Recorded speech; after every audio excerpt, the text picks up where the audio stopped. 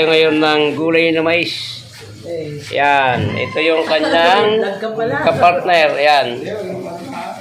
At ito lahat yung ating sahog na gagamitin. Habang nagagawa ko ng mais, ay ilalaga na natin tong ating gagawing lechong kawali na kapartner niya. Habang gagawa tayo ng mais, ay ating pakukulo na ito. At parang tingin ko sa baboy na ito yung medyo may gulang na ng konti. Ayan, iprito na natin ng ganyan yan guys. Buo na siyang ganyan. Kulang ko pala yan, wala pang paminta. Lalagyan ko muna. Ayan guys, babalik na rin natin at nasa ibabaw yung paminta.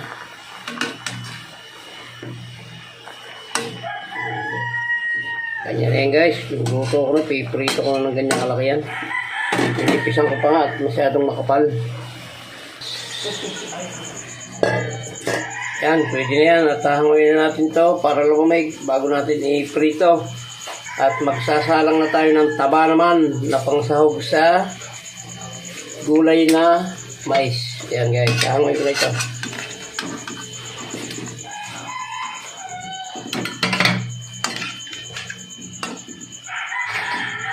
Hindi natin piprituhin yan pag lamig. Ito na hugasan. May tabala ng baboy yan. Ayan. Hayaan natin yung lumambot hanggang sa magmantika at yan ang gagamitin natin panggisa sa ating gulay na may. Pakarami na natin mantika, babawasan natin guys.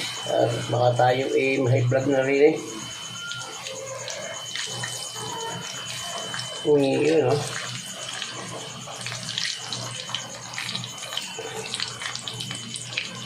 Gama ko nilagay ng mantika niya. Kung saan ang mantika, ang dami Ayan, pwede yan. Magigisa na tayo. Okay, magigisa na tayo ng ating bawang at sibuyas. Marami pa rin yan. Bagay, mais naman to guys.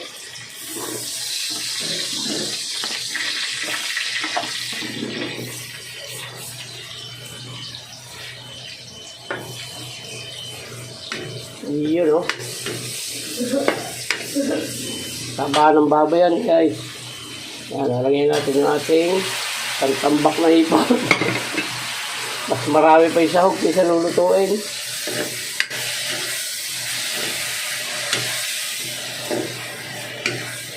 Yun pantambak na hipon. Yan, lalagyan natin ng asin.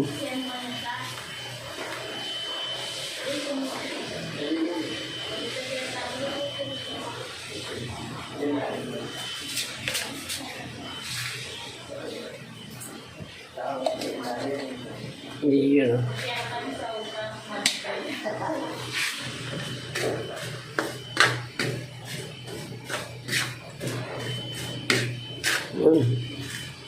napula na guys. Ilalagay natin yung ating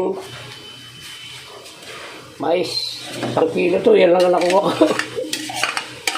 Kaya sinabay ko na din pati yung pork cubes.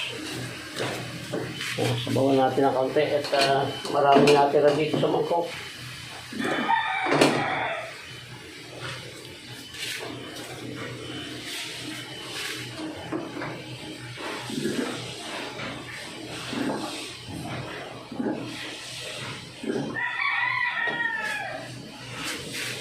Iya, tama na muna yan. Mamaya natin dadagdagan pag medyo lumambot na.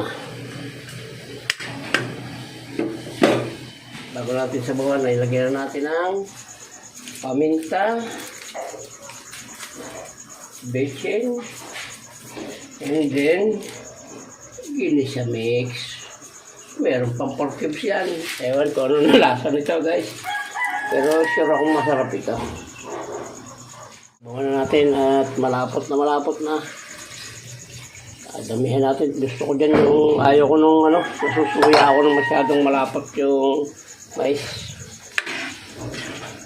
Lalagyan pa naman natin ito ng ampalaya at saka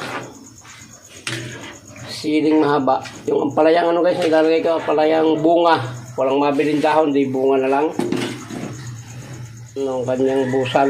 Muntik ko lang nakakalimutan. Mayroon pa nga pala niyan. At maya-maya ilalagay natin yung ampalaya at sili dyan. Okay guys, lagyan na natin itong ating siling mahaba at yung ampalaya ang nilagay ko guys. Walang mabiling dahon. Yang bunga na lang nilagay ko at yan daw maganda sa health. Yan. Mamaya may lalagay pa tayo dyan guys. Isa pang secret na pampalasa. Ng konting malunggay. Nahingi sa kapitbahay. Yan.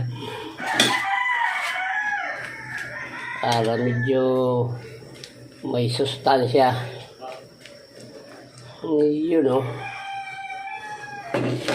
Ilalagay na natin itong ating dahon ng sibuyas or katawan ng sibuyas.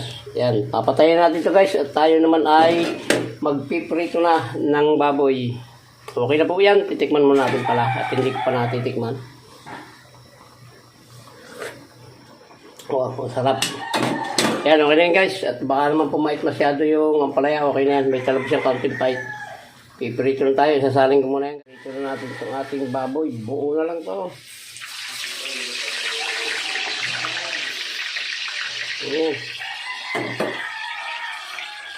Yan ang kapartner ng gulay nating mais guys. Tatakpan ko at baka mamutok.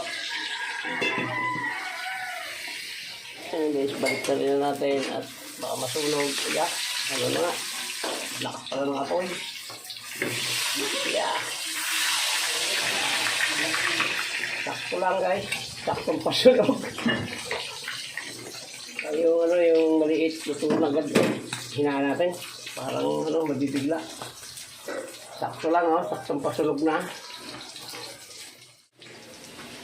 Amoy natin yung maliit at luto na ito. Yung malaki masyadong makapal yan, mamaya-maya. Yan guys, luto na ito.